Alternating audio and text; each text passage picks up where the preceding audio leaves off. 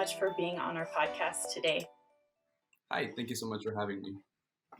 Okay, so Alejandro, to start off, I mentioned this Prime LC program that you're a part of. Can you tell us a little bit more about that? Yeah, of course. So the Prime LC program, it stands for the Program in Medical Education, and then the LC stands for the Latino community. Prime is found in a number of different UC medical schools across California.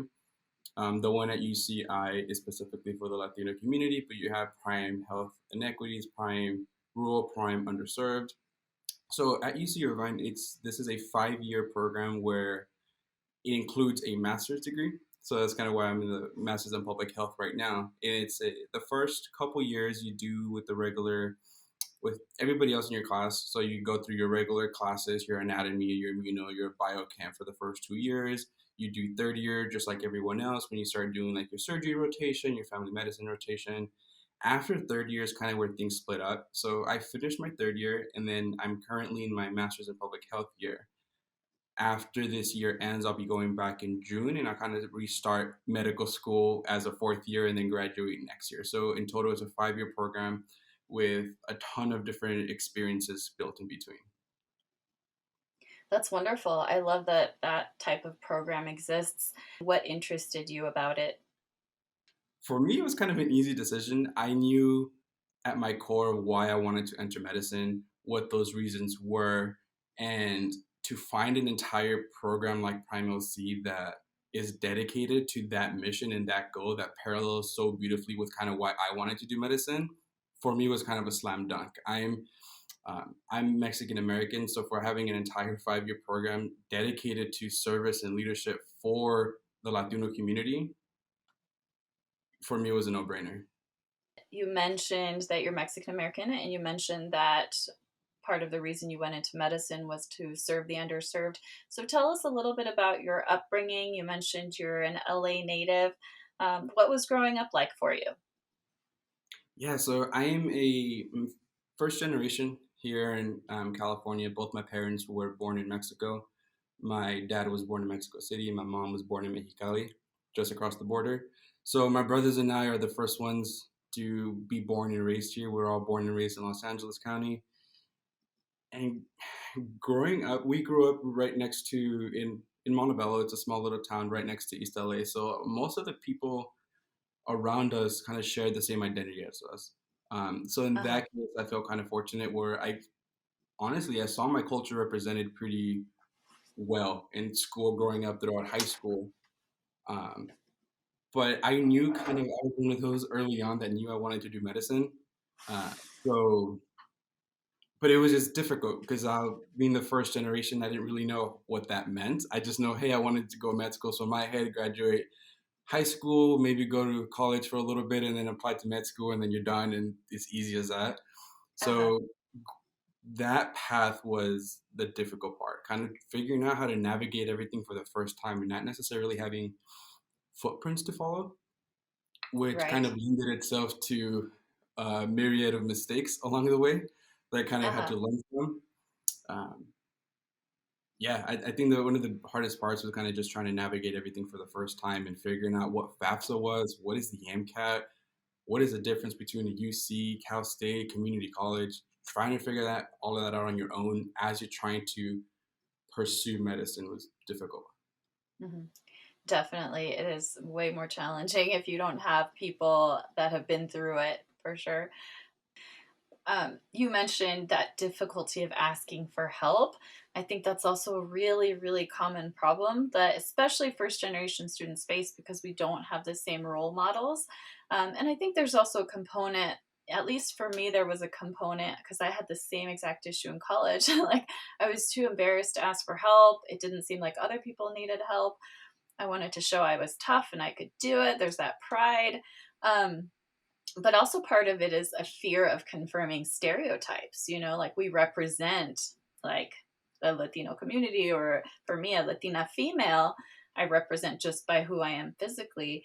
And so there was always, I think, an underlying fear, even though I wouldn't necessarily have identified it at the time, that if I go and I tell my TA or my professor that I don't understand something, I'm confirming the stereotype about Latina females that we're not cut out for sciences. Was there any of that, do you think, for you? Yeah, absolutely. Um, I remember being in different orgs and clubs at UC Irvine, and being in it for a couple years, and then kind of just looking back and being like, I'm the only brown person here. I'm the only Mexican in this club, and the only one that's maybe been here for the last 2 years. Um, Hmm. so being very much aware of that, and I think for you know growing up and progressing through academic career, the idea of growing up as a Mexican male, like that machismo of not, you do things on your own, right? You don't ask for Yeah. help. You get things done and you put your head down and you grind it. So that Hmm. idea too is like, you know, do I have to, if I go ask for a question or a clarification, even though I know I desperately need it because I really don't understand what the heck they just talked about for the last hour, am I going to be seen as be like, oh, okay, yeah, of course, like you're asking a question, right? Because I may be there was times where I was the only Mexican person in that class, the only brown person in that class. So that, right, kind of almost wanting to do well to kind of represent in a way. Yeah, Uh-huh. it was definitely kind of that underlying fear that you learn to acknowledge, I guess, kind of moving Yeah. forward.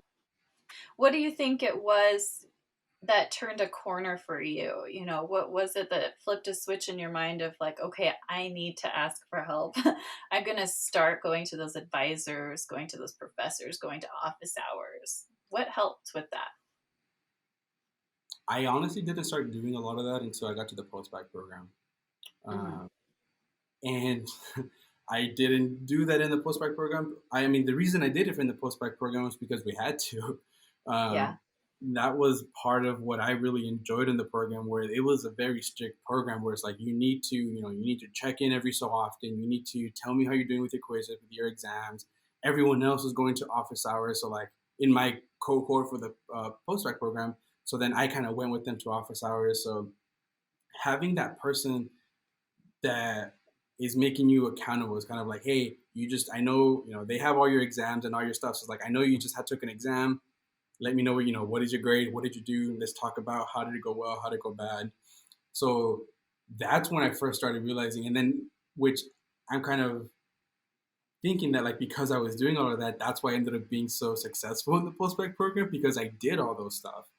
Uh-huh. But honestly, I'm still struggling with trying to ask for help. It's one of those things where even now, I know what I want in my career moving forward after graduation, but it's one of those things. Even now, I know I need to kind of not learn from it, but kind of try to move forward. Where I know I want to ask for help, but should I ask for help? No one else is asking for help. I'm asking. So honestly, I'm still struggling with that. Uh-huh. I know that it needs. I think the difference now is just that I know I can do it. It's just Uh-huh. kind of still have that like butterflies in my stomach. It's like, well, if I ask for help, then they'll think that I'm not smart enough to have looked it up on my own or to like figure it out on my own. Then would that like hinder anything in moving forward? Like all these scenarios are kind of moving in your head.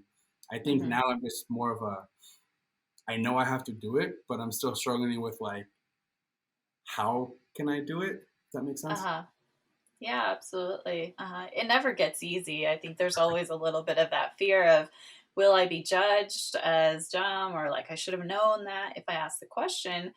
But honestly, I think that 90% of the time, if you ask that question, everybody else in the room was also wanting to Yeah. know, and wanting to ask, and everybody has the same fear. But I think it's one of those things that with practice, it gets easier. So you mentioned, how is it that you found mentors for yourself? Was it hard to approach people? How did that happen?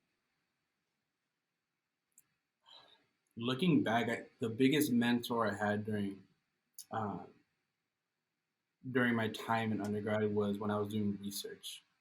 So I worked in a lab with professor here, Dr. Bilomek, and I started research with him really early on, maybe like a couple months into transferring to UCI, and I stuck with it for the next 3 years just because it was one of those things where just having conversation, like frank conversations with him, and with everyone else in that research group and everyone kind of like not necessarily sharing the same identity, but everyone kind of just being respectful and sharing and opening up, that I felt that I knew that was the one person that I can kind of reach out to if things happen or if whatever. So that was my biggest mentor in the first couple, throughout my entire undergraduate career.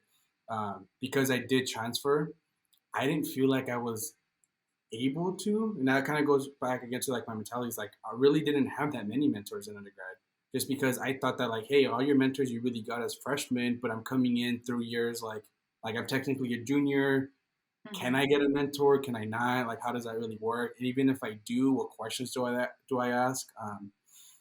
So it was really my group in the research, and then with that specific PI and being able to just have that safe space. That's kind of, for me, that was the main mentorship that I got, was through my research.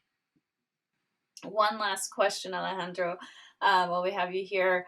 If you could give, these late high school, college students one piece of advice, what would it be?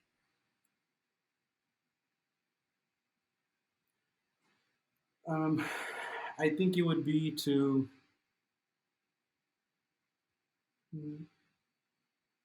honestly to just, it's just gonna sound cheesy, but just not to give up. I've seen so many people, starting off at first year community college. You have a lot of these people who are going to be pre-meds, and everybody kind of wants to do this, and just seeing so many people fall off because of one obstacle or this barrier or whatever happens. But I've seen people apply to med school multiple times, apply to the postbac multiple times, who are now graduating or are now who are now physicians, and it's really just those that really have a calling, who really want to do this as a profession, are going to get into medical school, whether it's right after you graduate college, whether it's a couple years later, whenever it happens. As long as you just keep applying, keep going, keep learning from your mistakes, and just keep not stopping, you're going to get into medical school. And you can think of it as you had mentioned it earlier about there's a bunch of different paths to get into medicine. Yours is unique. It's your path for a reason, right? The way my way to the way I got into medical school was definitely not a straight path. It took a little bit of winds and turns, a couple U-turns there, but I feel so lucky with the people that I'm in med school. You're going to get into medical school with the people that you're meant to get into medical school with. I can't imagine going through these last 4 years with anybody else other than my prime cohort and my solid people. So you can think of it as like, maybe if you didn't get in this year, it's because your people are applying next year, and that's when you're going to get in. Your dream team is applying in 2 years, and that's when you're meant to get into med school. As long as you just keep going, you're going to get in. Mm-hmm. Wonderful advice. I completely agree. Well, thank you so much, Alejandro, for taking the time to be with us today, for sharing your story. I think many listeners will find it inspiring and motivating for their own journey, for their own path to medical school. So thank you so much for sharing. Thank you so much for having me. Thank you. Okay. All right. And thanks, listeners, for tuning in. Until next time, see ya. Thanks so much, everyone, for checking out this video preview of our episode.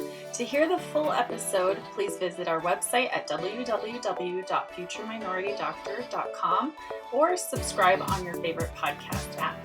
Also, stay tuned about new releases, giveaways, events, and more by following us on Instagram, Facebook, or TikTok.